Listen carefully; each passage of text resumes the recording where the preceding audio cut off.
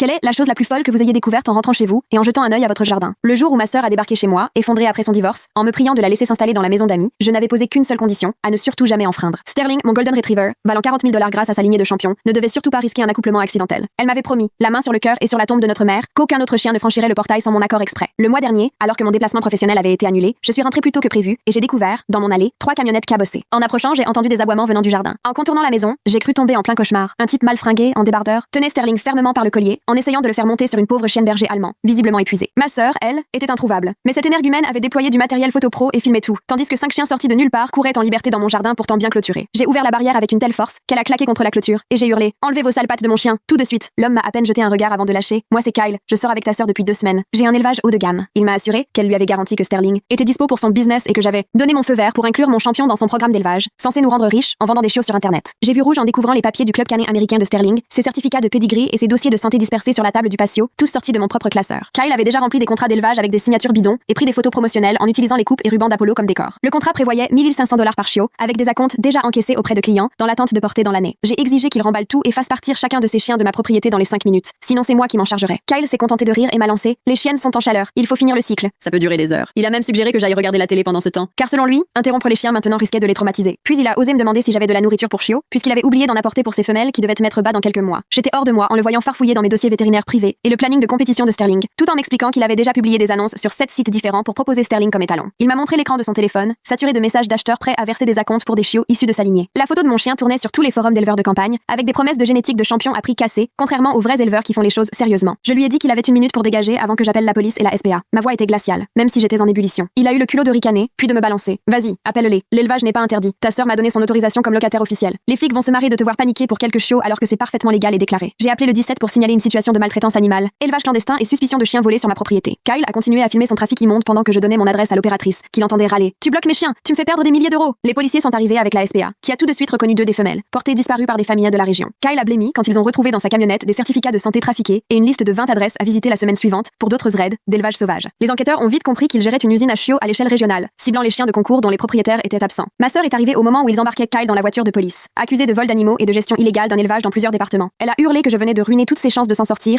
et l'empire de son futur mari bâti sur la vente de chiots haut de gamme. Je lui ai remis son préavis d'expulsion en lui annonçant qu'elle avait 2 semaines pour trouver quelqu'un d'assez crédule dans la famille pour lui faire confiance.